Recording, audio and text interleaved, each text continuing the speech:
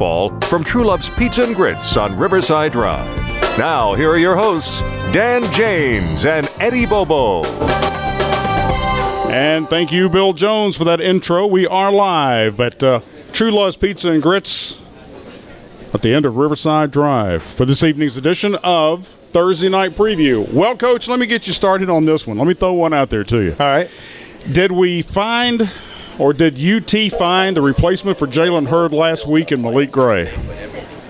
Possibly. Possibly. I think Mr. Gray is going to go play defense at Tennessee, I think. Is he? Yeah, they're supposed to be one of the top safeties in the country, in the top 50, I believe, in the nation. They use him mainly on defense. Every now and then they'll throw him on offense to score touchdowns for him. Right. Yeah, well, he is a machine, that's for sure. I'll tell you what, 2 years of defending him, I'm glad he'll be going next year. I hear you. Yeah, at least maybe we'll have a chance next season against That's the team that does not have him on it. That's right. You know, they were a tough team last week. Very athletic. Obviously, he had a big part of it. Had a hard time tackling him last week, and he made us pay for it a few times. Have we learned from the arm tackling and the not wrapping up and all that for this week, we hope? I sure hope so. We work tackling drills every day. Right. Never teach arm tackling, so hopefully they'll do what they've been taught this week. Take care of a few of those mistakes. What else did we take away from Laverne? You know, I still think it was one of those games we had missed opportunities. We had a lot of drop passes in that game. You know, if we make some of those catches, not saying necessarily it makes us come out with a victor on top, but you know, some of those drop passes give us first downs, could potentially turn into touchdowns. Some of them were on third down or fourth down that were drive killers for us. So if we make some of those plays, it might be a different outcome, or at least more of a competitive game. Yeah, it was definitely a night that, like you said, there was a lot of drop passes, a lot of missed tackles. Our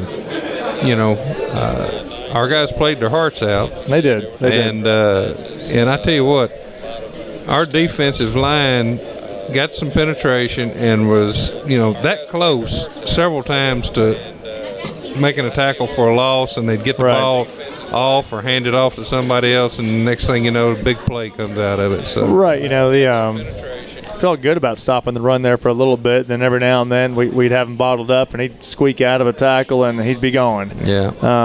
So hopefully that won't happen this week. I mean, we're facing a team this week that primarily runs the ball, which I think plays well into our defensive scheme this week, I believe. But it all comes down to tackling, so hopefully we can make the tackles this week that we need to make. Now, of course, you saw the film between Giles County and Lawrence County. Right. Why was it so close against Lawrence County when they took us to task on the first week?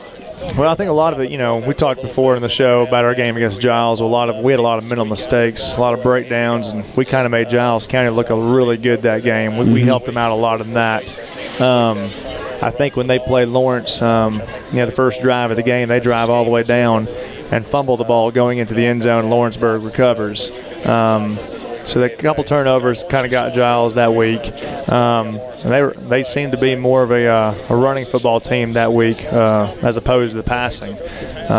Lawrence County had some success on some of their wingback reverse plays that kind of kept them in it. And Lawrenceburg is one of those teams. They're going to play tough. Coach Marston does a good job. Those kids, no matter how talented of a group he's got, you can guarantee they're going to come out there and do everything they can to play 4 quarters of football. Well, for all the folks inside the restaurant, I'm not trying to be unsociable. I'm trying to keep the sun out of them. I got it right down the third baseline right here. You are. I'm sitting really good over here. Yes, you are. You got the best seat in the house as far as no sun goes. We do have something for somebody who comes to the game tomorrow night at homecoming. We do have a new Lion logo on the field. That's right. At the 50-yard line, sponsored by 10 Star Automotive. like to give a shout out and a thanks to Wayne Lindsay and all the guys at Maury County Park for painting that up for us today, and of course TJ Merrick over at Southern Athletic Fields for ordering that stencil for us. And it really, I'm not going to tell anybody what it looks like, but it looks fantastic. Yeah, that picture you sent me today, I was like, that's awesome. You know, that really makes the field stand out more than what it already does. I'm excited tomorrow to see it in person. It is homecoming. Class of 1986 is going to have their 30th reunion tomorrow night. Mere babies. Absolutely. I was live then. Sounds good. Tailgate starts. Regina wanted me to remind everybody, tailgate starts at 5 o'clock tomorrow, and kickoff is at 7, of course. Lion Walk will be at 5:30. Yes, so keep that in mind. And the on-field homecoming activities, I talked to Vance today, homecoming activities on the field at 6:30. Yes, sir. Yes, sir. So we got to move our schedule up and make sure both teams are off by 6:30. And I know Lawrence County won't be. They weren't last time we did that. I know. I told Coach on Monday, I said, hey, we have homecoming, so we got to be off the field at 6:30.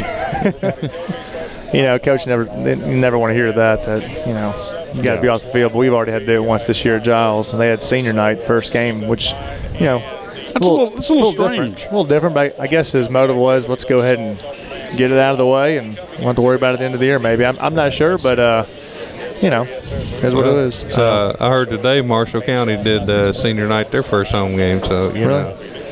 It's probably something. I don't know. Something in the water down there. Something to it. I'd like to thank Glenn and Kathy Truelove being our host and hostess for the evening for